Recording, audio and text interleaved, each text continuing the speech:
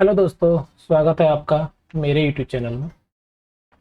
दोस्तों, अभी आज हम जो पढ़ने जा रहे हैं वो है अपना कक्षा 7th की एनसीईआरटी का चैप्टर नंबर 2 ज्योग्राफी, भूगोल सब्जेक्ट का, जिसका नाम है हमारी पृथ्वी के अंदर। देखो बच्चों, अब तक आपने पिछली क्लासेज में जो पढ़ा है वो पढ़ा है कि पृथ्वी की सतह पर क्या होता है। जैसे कि महाद्वीप होते हैं, महासागर होते हैं, 3/4 हिस्सा पानी है। तो ये सब आपने पिछली क्लासेज में आपने जाना है। अभी हम इस वाले वीडियो में या इस क्लासेज में, इस क्लास 7th के इस वाले चैप्टर नंबर 2 में हम पढ़ेंगे कि हमारी पृथ्वी के अंदर क्या है, कि पृथ्वी जो बनी है वो किस किस से बनी हुई है, पृथ्वी के अंदर क्या क्या पाया जाता है। तो आप जैसे पृथ्वी को आप इस रूप में देखते हैं तो ये पृथ्वी के अंदर के बारे में बात करेंगे। तो देखो बच्चों, अब हम स्टार्ट करते हैं अपना वीडियो चैप्टर नंबर 2। और अब हम ये क्लास 7 की ज्योग्राफी हम जल्दी से जल्दी सारे चैप्टर्स फिनिश करने की कोशिश करेंगे, और साथ ही साथ में हम हिस्ट्री, इतिहास और पॉलिटिकल साइंस को भी कवर करेंगे। तो दोस्तों, हम अपना वीडियो स्टार्ट करते हैं। और अगर आप मेरे चैनल पर नए हैं तो दोस्तों चैनल को लाइक एंड सब्सक्राइब करना ना भूलिएगा। देखिए बच्चों, हमारी पृथ्वी एक गतिशील ग्रह है। ये तो आप जानते हैं कि पृथ्वी जो है, हमारा पृथ्वी जो है वो एक ग्रह है, और ये कैसा है, गतिशील है, गति करता रहता है। ठीक, सूर्य के चारों तरफ भी गति कर रहा है और अपनी धुरी पर जो अपने अक्ष है उस पर भी गति कर रहा है, अपनी एक्सिस पे। इसके अंदर एवं बाहर निरंतर परिवर्तन होता रहता है। तो बाहर की बात तो आपको पता ही है, मौसम, जलवायु, ये सब परिवर्तन होता रहता है। उसके साथ साथ में जो है पहाड़ जो है धीरे धीरे बनते रहते हैं और पहाड़ों पर को अपरदन होता रहता है। ये सब क्या है, बाहरी क्रियाएं जो होती रहती हैं। साथ ही साथ इसमें कुछ अंदर भी परिवर्तन होता रहता है। तो अब हम यही जानेंगे कि अंदर क्या है और कैसे इसमें परिवर्तन होता है। तो क्या आपने कभी सोचा है कि पृथ्वी के आंतरिक भाग में क्या है और पृथ्वी किन पदार्थों से बनी है? तो अब इस चैप्टर में हम बच्चों यही जानने वाले हैं। देखो बच्चों, पृथ्वी का आंतरिक भाग, अब हम बात करेंगे पृथ्वी के आंतरिक भाग की। तो देखो, ये पृथ्वी का आंतरिक भाग का इमेज बनाया हुआ है। इसमें देखो एक यहाँ पे लिखा हुआ परपटी। परपटी क्या होती है बच्चों? जो ऊपर की परत होती है, इसको बोलते हैं परपटी, जो कि स्थलमंडल है। ठीक है, स्थलमंडल मैंने आपको बताया था पिछले चैप्टर में। स्थलमंडल, वायुमंडल, जलमंडल और जैव मंडल क्या होता है, ये सब बताया हुआ है मैंने आपको। एक प्याज की तरह पृथ्वी भी एक के ऊपर एक सकेंद्री परतों से बनी हुई है। देखो, आप प्याज आपने जानते होंगे, तो पृथ्वी क्या है, जैसे पृथ्वी आप जानते हैं गोलाकार है, तो पृथ्वी में क्या है कि एक के ऊपर एक परत है बहुत सारी, ऐसे करके प्याज के ऊपर जैसे छिलके होते हैं ना, ऐसे एक के ऊपर एक बहुत सारी परतों से हमारी पृथ्वी बनी हुई है। जैसे यहाँ पे देख सकते हैं, ये मान लो, ये केंद्र मान लो, और इस केंद्र से आप ऐसे चलते जाओगे, ऊपर की तरफ घूमते जाओगे, ऐसे क्या परतें हैं बहुत सारी। तो ये पृथ्वी की सबसे ऊपर की परत होती है, उसको क्या बोलते हैं बच्चों? परपटी बोलते हैं।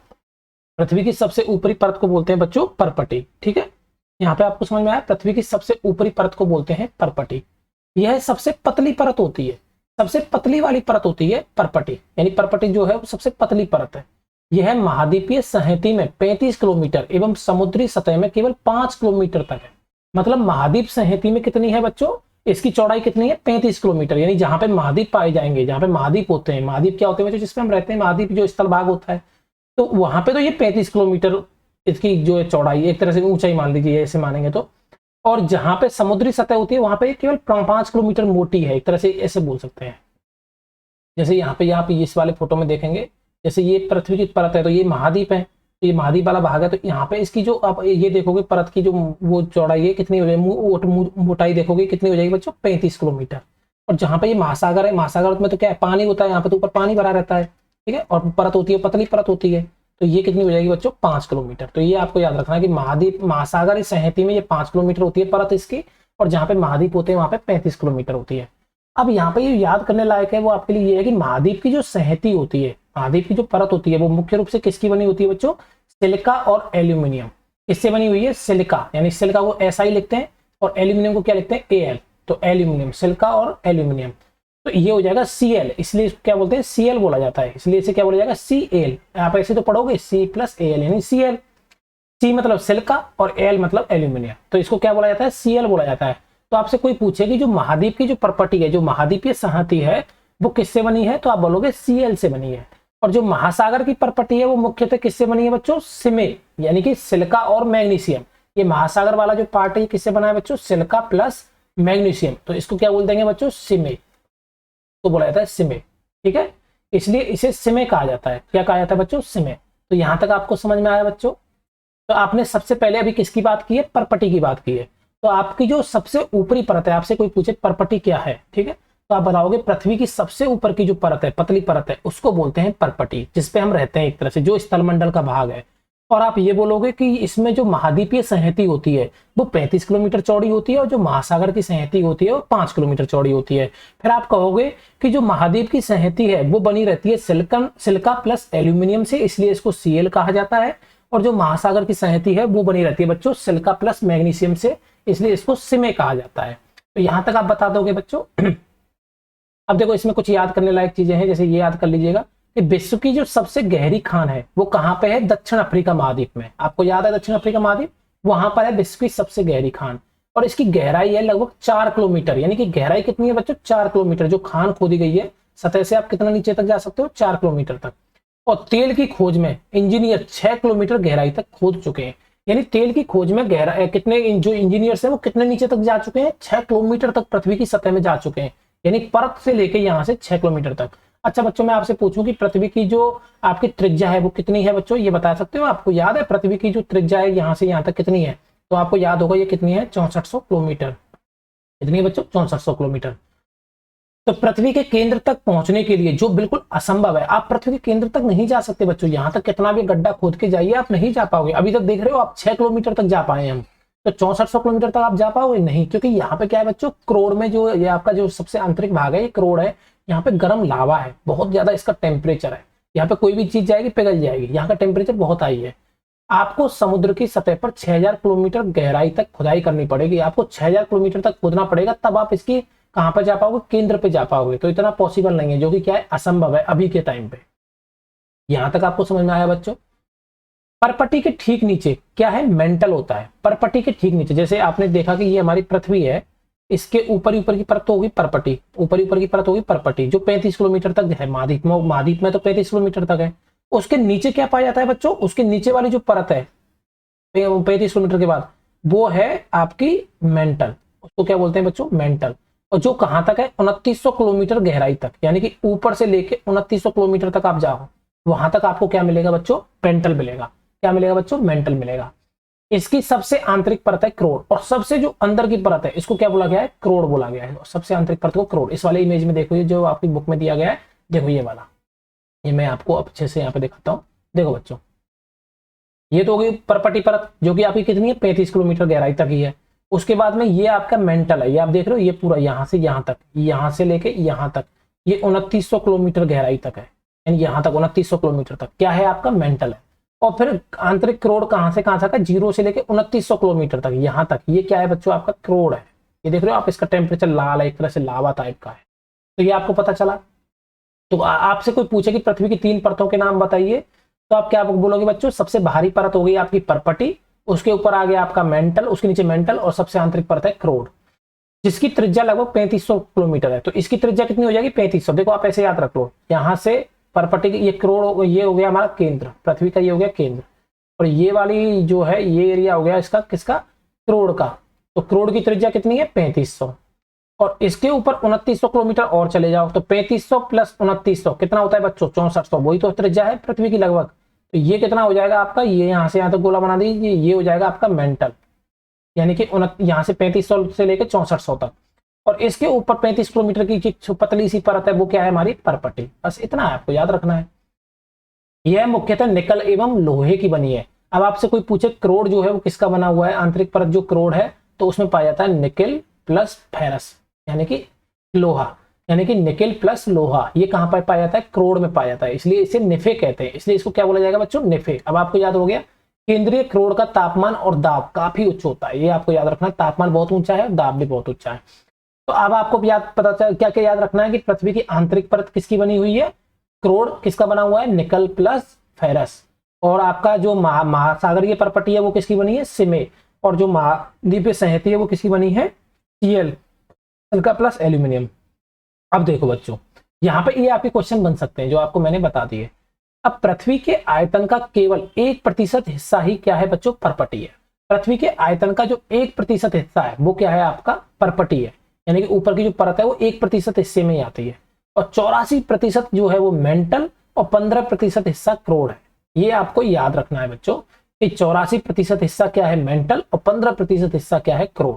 पृथ्वी की त्रिज्या 6371 किलोमीटर है। आप खुद देखिए ना बच्चों, देखो ये इतना सा भाग जो है वो क्रोड़ का, ये त्रिज्या ले लीजिए इतनी सी 3500 किलोमीटर की, ये इतना जो आयतन है ये 15% है। ये किसका है बच्चों? क्रोड़ का है। और जो इतना बड़ा आयतन आप देख रहे हो ये वाला, यहां से लेके 2900 किलोमीटर तक और ऊपर चले जाइए, ये आयतन किसका है बच्चों? इसका है मेंटल का। तो ये कितना है? 84%। तो 84 और 15, और ये जो प्रॉपर्टी जो है वो 1% है केवल। कितनी है? 1%। पृथ्वी के आयतन का बात कर रहे हैं, ठीक है, आयतन, वॉल्यूम का। तो ये आपको याद रख लेंगे यहाँ पे। अब आते हैं सेल एवं खनिज। देखो पृथ्वी की जो प्रॉपर्टी है बच्चों, वो अनेक प्रकार के सेलों से बनी है। आपको पता है कि जो पृथ्वी की जो परत है बच्चों, वो क्या बहुत सारे सेलों से बनी हुई है, बहुत सारे सेलों से बनी हुई है, ठीक है। अब सेल किसे कहते हैं? कि जो पृथ्वी की जो प्रॉपर्टी बनाने वाले जो खनिज पदार्थ हैं, उनके किसी भी प्राकृतिक पिंड को सेल कहते हैं। यानी जिनसे पृथ्वी की जो प्रॉपर्टी बनती है, वो जो खनिज पदार्थ होते हैं, उनके प्राकृतिक जो पिंड है उनको बोलते हैं सेल।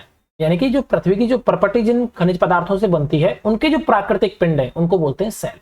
अब ये जो सेल होते हैं बच्चों, ये विभिन्न रंग के हो सकते हैं, आकार के हो सकते हैं और गठन के भी हो सकते हैं। विभिन्न तरीका से इनका गठन हो सकता है, इनका आकार अलग हो सकता है, ज्योमेट्री अलग हो सकती है, कलर जो है वो रंग जो है अलग हो सकता है। अब बच्चों आपको पढ़ना है सेलों के बारे। तो 3 तरह की सेलों के आपने नाम सुने होंगे। 3 तरह की रॉक्स, इंग्लिश में सेल को क्या बोलते हैं? रॉक्स के बारे में। तो 3 तरह की रॉक्स आपने सुनी होंगी, जो है आपकी आग्नेय रॉक, यानी जिनको इग्निशियस सेल बोलते हैं, इग्निशियस रॉक बोलते हैं। एक है अवसादी, जिनको बोलते हैं सेडिमेंट्री रॉक, अवसादी सेल। और एक होती है कायांतरित सेल, जिसको बोलते हैं मेटामॉर्फिक सेल।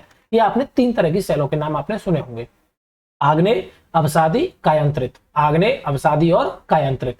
देखो बच्चों, आग्नेय होती है इग्निशियस सेल, अवसादी होती है सेडिमेंट्री और कायांतरित होती है मेटामॉर्फिक।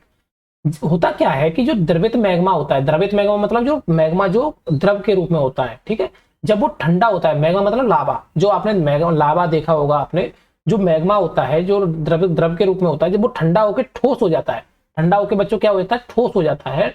कोई भी चीज आप उसको ठंडा करोगे तो क्या बन जाएगी? ठोस बन जाएगी। जैसे जैसे उसका टेम्परेचर कम होता जाएगा, और किसी भी चीज को, किसी भी ठोस को आप गर्म करोगे तो वो क्या बन जाएगा? द्रव बन जाएगा। तो जब द्रवित मैग्मा को आप ठंडा करते हो तो वो ठोस बन जाता है।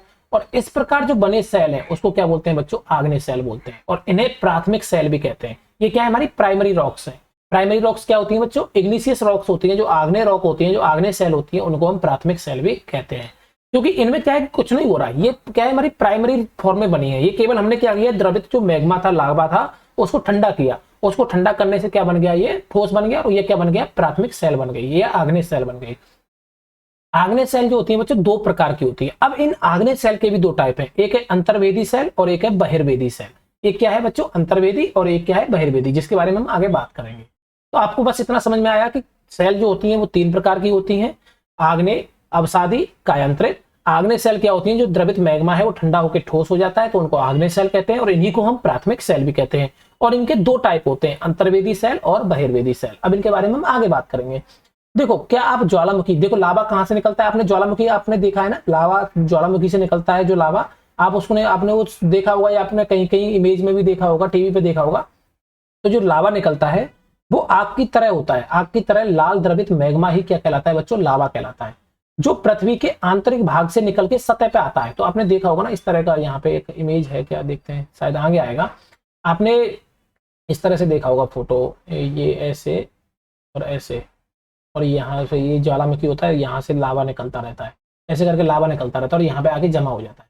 तो ये जो लावा होता है, जो आग की तरह जो है लाल होता है और द्रवित मैग्मा होता है, इसी को लावा बोलते हैं। और जो पृथ्वी की जो आंतरिक भाग है, ये निकल कहां से रहा है? पृथ्वी के क्रोर से, मेंटल से, यहाँ से तो निकल रहा है, आंतरिक भाग से। ये निकल के कहां पे आ रहा है बच्चों? सतह पे आ रहा है। और सतह पे क्या होता है? अंदर का टेम्परेचर तो ज्यादा है, तो इसलिए वो द्रवित अवस्था में रहता है, लेकिन बाहर का टेम्परेचर तो कम हो जाता है अंदर की तुलना में, इसलिए वो बाहर आके क्या होता है? ठंडा हो जाता है और ठोस हो जाता है, जम जाता है। जब द्रवित लावा जब पृथ्वी की सतह पर आएगा तो बच्चों तेजी से ठंडा होकर क्या हो जाएगा? ठोस बन जाएगा। और परपटी पर इस प्रकार जो सेल बनते हैं उनको क्या बोलते हैं? बहिर्वेदी आग्नेय सेल। क्योंकि ये बाहर आके बन रही हैं, क्योंकि बच्चों ये बाहर आके बन रही हैं, बाहर पृथ्वी की सतह से बाहर बन रही हैं, इसलिए इनको क्या बोला गया है? बहिर्वेदी। और चूंकि ये द्रवित मैग्मा के ठंडे होने से बन रही है, इसलिए इनको बोला गया है आग्नेय सेल। तो इनको क्या बोला गया बच्चों? बहिर्वेदी आग्नेय सेल। तो आपसे कोई पूछे कि बहिर्वेदी आग्नेय सेल का कोई एग्जाम्पल बताओ, तो आप कहोगे कि जो आपका लावा होता है, जो आपके ज्वालामुखी से बाहर निकल के ठंडा होके बन जाता है, ठोस बन जाता है, वो जो सेल होती हैं वो बहिर्वेदी आग्नेय सेल होती है। और उनका जो उदाहरण है वो क्या है बच्चों? बेसाल्ट है। उनका उदाहरण क्या है? बेसाल्ट। इनकी संरचना जो होती है बहुत महीन दानों वाली होती है। आप हमेशा याद रखना, जब आपका मैग्मा जो है बाहर आके ठंडा होगा तो जो दाने बनेंगे वो महीन बनेंगे, मतलब छोटे छोटे दानों वाली सेल बनेंगी। और जब आपका द्रवित मैग्मा जो अंदर अगर जमेगा, पृथ्वी की परपटी के अंदर ही ठंडा होगा, तो जो दाने बनेंगे वो मोटे मोटे बनेंगे, यानी बड़े बड़े दानों वाली बनेंगे। और इसका उदाहरण क्या हो जाएगा? आग्नेय बेसाल्ट सेल। तो आपसे कोई पूछता है बच्चों बहिर्वेदी आग्नेय सेल का उदाहरण है, आपके पेपर में आएगा, तो आप क्या कहोगे? बेसाल्ट। दक्कन जो पठार है आपका, जो दक्कन का पठार है, दक्षिण का पठार है, आपने पता है ना पृथ्वी के जो आपने भारत के जो नक्शे में आप यहाँ पे देखते हो, यहाँ दक्कन का पठार है। ये दक्कन का जो पठार है, ये भारत का नक्शा है, आपने देखा यहाँ पे गुजरात वैसे, तो ये दक्कन का पठार किससे बना है बच्चों? बेसाल्ट सेलों से बना है। कौन सी सेलों से? बेसाल्ट सेलों से। तो बेसाल्ट सेल किसका उदाहरण है? बहिर्वेदी आग्नेय सेल का। द्रवित मैग्मा जो है कभी कभी क्या होता है, भूपर्पटी के अंदर गहराई में ही ठंडा हो जाता है, जैसे ये ज्वालामुखी है, या भूपर्पटी के अंदर ही ठंडा हो जाएगा। इस तरह की अवस्थाएं डेवलप हो जाती हैं, उत्पन्न हो जाती हैं कि जो मैग्मा होता है वो भूपर्पटी के अंदर ही ठंडा हो जाता है। और इस प्रकार बने ठोसों को, इस प्रकार जो सेल बनेंगी, ठोस सेल बनेंगी, उनको क्या बोला जाएगा? अंतर्वेदी आग्नेय सेल। अगर अंदर जम गया तो अंतर्वेदी, बाहर आके जम गया तो बहिर्वेदी। बहिर्वेदी का उदाहरण हो जाएगा बेसाल्ट, और अंतर्वेदी का भी उदाहरण हम देखते हैं, वो हो जाएगा ग्रेनाइट। बस इतना याद रखना, बहिर्वेदी में क्या है, महीन दाने बनते हैं क्योंकि वो बाहर आके जमती है, और अंतर्वेदी चूंकि अंदर ही जम रहा है तो मोटे मोटे दाने या बड़े बड़े दानों का रूप लेते हैं, धीरे धीरे ठंडा होते हैं, इसके कारण ये बड़े दानों का रूप लेते हैं। और आपसे अगर कोई पूछे कि जो आपका जो बहिर्वेदी आग्नेय सेल है वो तेजी से ठंडी होती है कि अंतर्वेदी आग्नेय सेल तेजी से ठंडी होती है, तो आप याद रखना जो बहिर्वेदी आग्नेय सेल है वो तेजी से ठंडे होती हैं। और चूंकि अंतर्वेदी आग्नेय सेल जो है अंदर की तरफ जमती हैं और अंदर का टेम्परेचर बहुत ज्यादा रहता है, तो वो धीरे धीरे ठंडा होती हैं, और धीरे धीरे जब ठंडा होंगी तो वो बड़े दानों का रूप लेती हैं। ग्रेनाइट ऐसे ही एक सेल का उदाहरण है, तो इसका उदाहरण क्या हो जाएगा? ग्रेनाइट। ठीक है, तो बताइए बच्चों, अंतर्वेदी आग्नेय सेल का उदाहरण क्या है? ग्रेनाइट। और बहिर्वेदी आग्नेय सेल का उदाहरण क्या है? आपका बेसाल्ट। अब लेई मसालों और दानों का चूर्ण बनाने के लिए जिन अपघर्षण पत्थरों का उपयोग होता है वे ग्रेनाइट के बने होते हैं। आपने जो मसाले पीसने वाले या दानों का चूर्ण बनाने के लिए जिन पत्थरों का हम प्रयोग करते हैं वो किसके बने होते हैं बच्चों? ग्रेनाइट के बने होते हैं। किसके बने होते हैं बच्चों? ग्रेनाइट के। यहां तक आपको समझ में आया?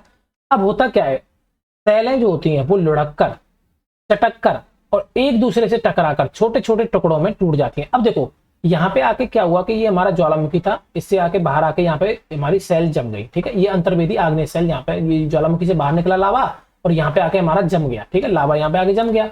अब ये लावा जब जमा तो ये ठोस चट्टानों का रूप ले लिया, जो कि आग्नेय सेल कहलाई, जो कि बहिर्वेदी आग्नेय सेल कहलाई। अब ये जो आग्नेय सेल है ये यहीं पे थोड़ी ना पड़ी रहेंगी, अब धीरे धीरे ये लुढ़कती जाएंगी, टकराएंगी एक दूसरे से। तो इससे क्या होगा कि ये छोटे छोटे टुकड़ों में टूट जाएंगे, टुकड़े में टूट जाएंगी।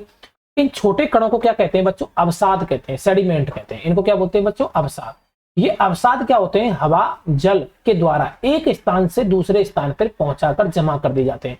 ये जो अवसाद है, ये छोटे छोटे टुकड़े रेत जैसे हो जाएंगे, छोटे छोटे टुकड़े हो जाएंगे, इनको जो हवा है और जो जल है, पानी है, वो एक स्थान से दूसरे स्थान पर क्या कर देगा? इकट्ठा कर देगा। कहीं भी जहां पर नीचा होगा एरिया वहां पे जाके इकट्ठा हो जाएगा। और ये अदृढ़ अवसाद दबकर एवं कठोर होकर सेल की परत बनाते हैं। जब पहले तो ये इतने मजबूत नहीं थे, लेकिन अभी यहाँ पे जाके इकट्ठा हो जाएंगे, इनको परत जमती जाएगी तो धीरे धीरे ये जमते जाएंगे, और इनके ऊपर जब दबाव पड़ेगा, ऊपर से वजन होगा इनके ऊपर, तो ये क्या होगा? धीरे धीरे कठोर सेल बन जाएंगे, कठोर होकर सेल की परत बनाएंगे। और इस प्रकार के जो सेल है बच्चों, इनको क्या बोलेंगे? अवसादी सेल। तो इनको क्या बोले जाएंगे? सेडिमेंट्री सेल, क्योंकि ये किससे बनी है? सेडिमेंट से बनी है। तो आपको समझ में आया सेडिमेंट्री सेल कैसे बनती है? जो हमारी आग्नेय चट्टानें हैं वो एक दूसरे से टकरा के टूट जाएंगी और धीरे धीरे छोटे छोटे टुकड़ों में परिवर्तित हो जाएंगी। और जब इन छोटे टुकड़ों को हवा और पानी एक स्थान से दूसरे स्थान पे जमा कर देगा तो वहां पे जाके जमा हो जाएंगी। और जब इन पे समय के साथ साथ इन पे दबाव बढ़ता जाएगा तो उसके बाद में ये अवसाद जो है दबकर कठोर सेल का रूप ले लेंगे, और इन अवसादी से इन सेलों को क्या बोला जाएगा? अवसादी सेल बोला जाएगा। उदाहरण के लिए जैसे बलुआ पत्थर, हम जो बलुआ पत्थर की बात करते हैं वो रेत के दानों से बनता है। बलुआ पत्थर किससे बनता है बच्चों? रेत के दानों से। तो बलुआ पत्थर जो है वो किसका उदाहरण हो जाएगा? अवसादी सेल का, सेडिमेंट सेल का। इन सेलों में पौधों, जानवरों एवं अन्य सूक्ष्म जीवाणुओं जो कभी इन सेलों पर रहे हैं के जीवाश्म भी हो सकते हैं। तो जीवाश्म क्या होते हैं? देखो बच्चों, यहाँ पे जीवाश्म आप जानते हैं, इस सेलों की परतों में दबे मृत पौधों एवं जंतुओं के अवशेषों को क्या कहते हैं बच्चों? जीवाश्म कहते हैं।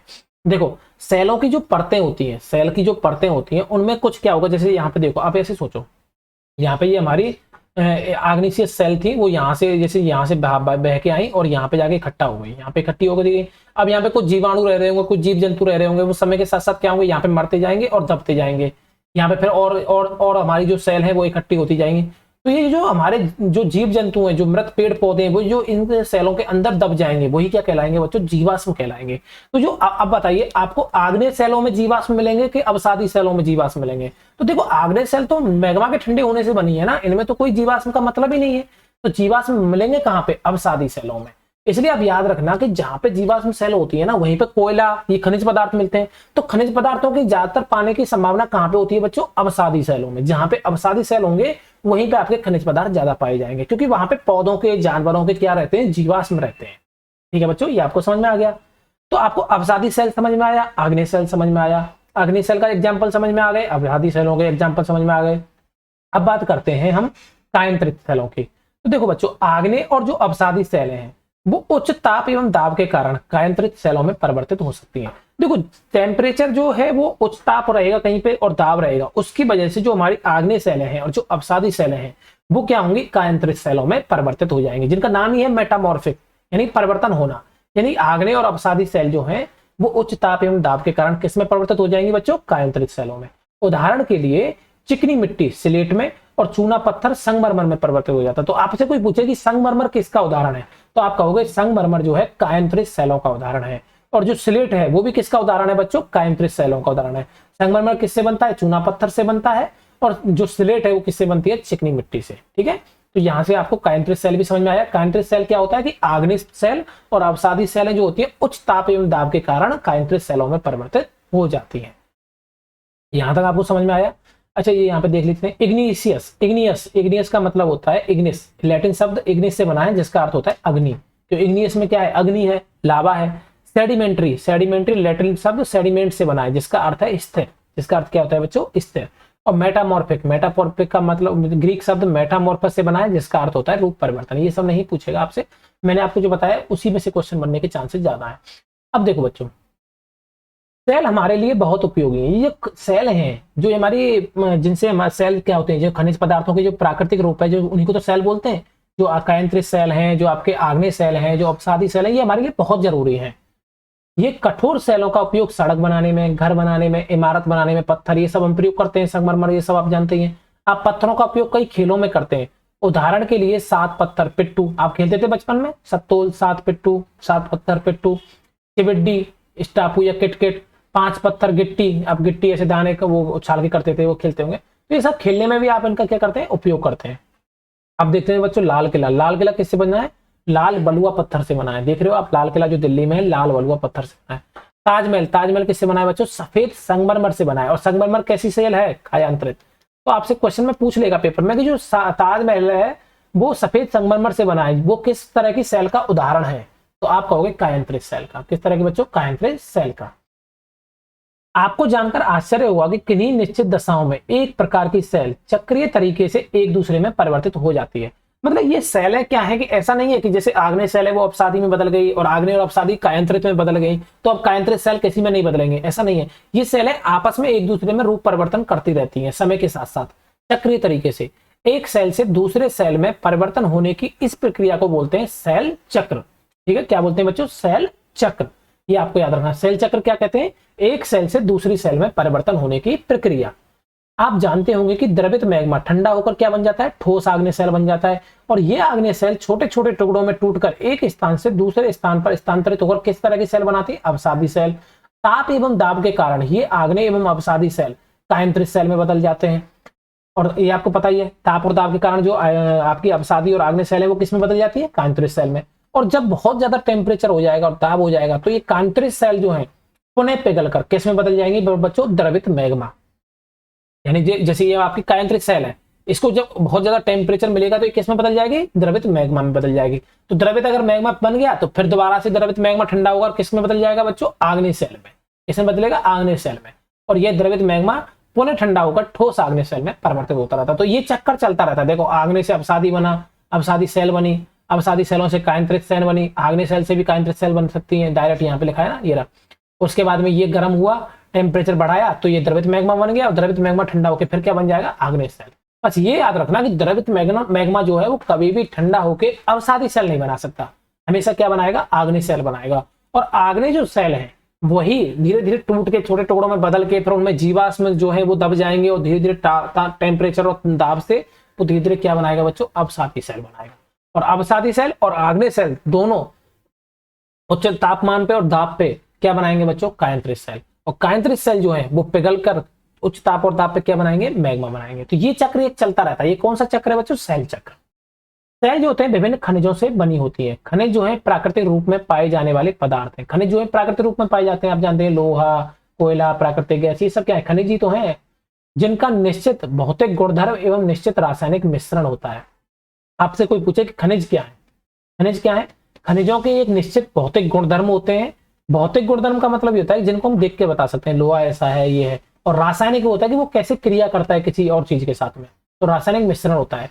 खनिज जो होते हैं मानव जाति के लिए बहुत महत्वपूर्ण है, ये तो आप जानते ही हैं। देखो कोयला है, प्राकृतिक गैस है, पेट्रोलियम है, लोहा है, एल्यूमिनियम है, सोना है, यूरेनियम, ये सब क्या है, खनिज ही तो है। तो ये कितने हमारे लिए जरूरी है।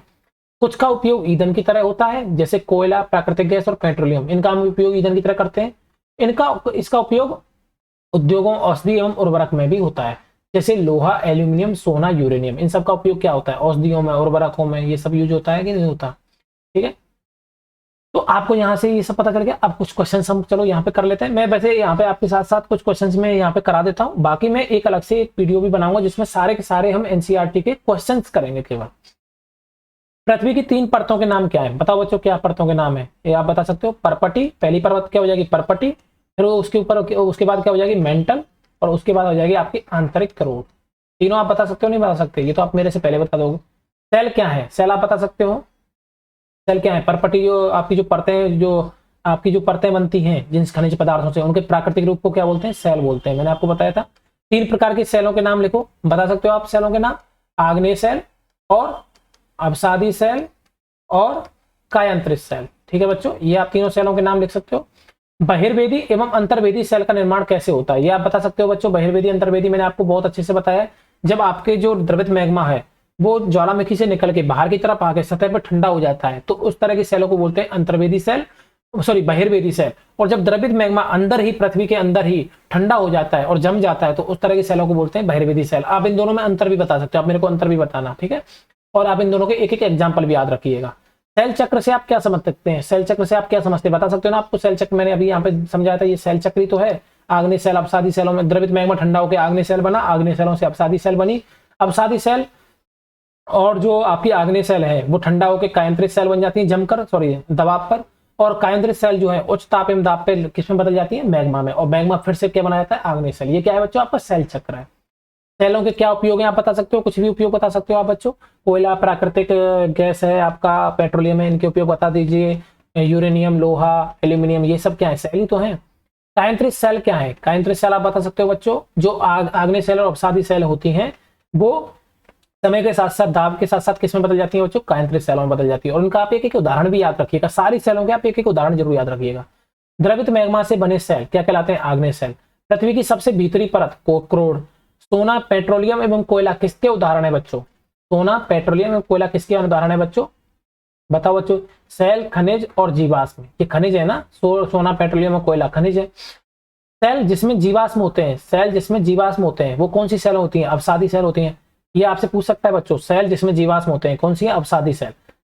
पृथ्वी की सबसे पतली परत कौन सी है बच्चों, परपटी। यहां तक तो आप सारे क्वेश्चन सॉल्व कर दिए आपने। क्रोड़, अब इनको मिलाना है, मिलान करना है बच्चों। क्रोड़, क्रोड़ किसकी बनी हुई है आप बताओ मेरे को, आपको क्रोड़ याद है, निकेल प्लस फेरस। क्रोड़ क्या है, सबसे भीतरी परत, तो ये हो जाएगा क्रोड़ का सबसे भीतरी परत, यहां पे जाके मिलेगा इस पे। खनिज, सेल, चिकनी मिट्टी, सीएल, सीएल का हो जाएगा ये सिलिका प्लस एल्यूमिनियम, ये हो जाएगा चैका, ये हो जाएगा चैका, ये हो जाएगा कैका। ठीक है, जैसे मिला देता हूँ। चिकनी मिट्टी किसमें बदलती है, स्लेट में, ये हो जाएगा घे में। ठीक है। खनिज सड़क एवं इमारत बनाने में काम होते हैं, पृथ्वी की सतह, ये सब इसका एक निश्चित, इसका सेल सेल सेल सेल, इसका आप मिलाओगे खनिज। खनिज बताओ बच्चों, इसका खनिज का क्या आएगा, खनिज क्या पृथ्वी की सतह है, नहीं। सड़क एवं इमारत बनाने के लिए उपयोगी हो सकता है, इसका एक निश्चित रासायनिक मिश्रण हो सकता है, खनिज का एक निश्चित रासायनिक मिश्रण हो सकता है, ये भी इसमें मिला सकते हैं। ठीक है। उसके बाद में रह गया आपका सेल। सेल क्या है, सेल पृथ्वी की सतह, ये सेल है क्या, बताइए बच्चों। सेल के परिवर्तन होने की प्रक्रिया, आपको इसका मिलान करना है। ठीक है, तो आप इनका मिलान करिएगा। ठीक है, कुछ कुछ मैंने बता दिए, बाकी आप मुझसे मिलान करिए, देखता हूं मैं आप कितने सही कर पाते हैं। अगर नहीं होता तो मुझे बताइए, ठीक है, क्योंकि ये इसमें आ रहा है, ये इसमें आ रहा है, ठीक है। कारण बताइए, हम पृथ्वी के केंद्र तक नहीं जा सकते। बताओ बच्चों, आप बताओ कारण, हम पृथ्वी के केंद्र तक क्यों नहीं जा सकते? क्योंकि वहां का तापमान क्या है, बहुत ही ज्यादा हाई है, ठीक है। अवसादी सेल अवसाद से बनती है, अवसादी सेल अवसाद से बनती है, आपको पता ही है ये जो कारण क्या है, इसमें सिंपल ही है कि जो आग्नेय सेल हैं वो टूट के छोटे छोटे टुकड़ों में बदल जाती है, वहां पे अवसाद जमा हो जाते हैं, जीवाश्म जमा हो जाते हैं, और अवसादों पे जब हाई प्रेशर लगता है, उच्च दाब लगता है, तो किसमें बदल जाती है बच्चों? अवसादी सेलों में। चूना पत्थर संगमरमर में बदलता है, ये तो आप बता सकते हो, चूना पत्थर किस में बदलता है? संगमरमर में, क्योंकि ये कायंत्रित सेल है, कायंत्रित सेल का उदाहरण है, ठीक है। यहाँ पे ये चैप्टर हो जाता है आपका फिनिश, ठीक है। क्वेश्चंस में आपको एक अलग से एक वीडियो बनाऊंगा जिसमें पूरे एनसीईआरटी के क्लास 7 के एनसीईआरटी के ज्योग्राफी के सारे क्वेश्चंस में एक बार सारे अच्छे से कराऊंगा। मैंने यहाँ पे जल्दी जल्दी में बताया, कुछ आपके लिए होमवर्क दिया, जैसे मिलान करने का आपको होमवर्क दे दिया, आप मिलाइएगा, ठीक है। तो यहाँ पे ये हमारा चैप्टर हो जाता है फिनिश, हमारी पृथ्वी के अंदर। तो बच्चों अगली वीडियो में हम मिलेंगे चैप्टर नंबर 3 और चैप्टर नंबर 4 के साथ। वो मैं दोनों वीडियो जो है दोनों चैप्टर में एक साथ कराऊंगा। जैसे चैप्टर नंबर 3 देखो बच्चों, आप देखोगे हमारी बदलती पृथ्वी, इसमें हम स्थल मंडल, वायुमंडल, ये सब इनके बारे में थोड़ा थोड़ा देखेंगे, ये मौसम, जलवायु, ये ज्वालामुखी, ये सब हम पढ़ेंगे। चैप्टर नंबर 4 है हमारा वायु, जिसमें हम वायुमंडल के बारे में हम जानेंगे। तो ये वीडियो में, ये चैप्टर में एक साथ करा दूंगा आपके 3, 4। और अब मैं थोड़ा सा बड़े बड़े वीडियो बनाने की कोशिश करूंगा, जिससे कि आपका जो सिलेबस है थोड़ा जल्दी हो जाए, ठीक है। बाकी आपको मैं डिटेल में समझाऊंगा, थोड़ा वीडियो लंबे होंगे, आप मेरे वीडियो को पूरा देखिएगा लास्ट तक। और आशा करता हूँ आपको वीडियो अच्छा लगा होगा। अगर आपको ये चैनल अच्छा लगा है, वीडियो अच्छा लगा है, तो आप चैनल को लाइक एंड सब्सक्राइब करना ना भूलिएगा। मिलते हैं अगले वीडियो में, तब तक के लिए थैंक यू। जय हिंद, जय भारत।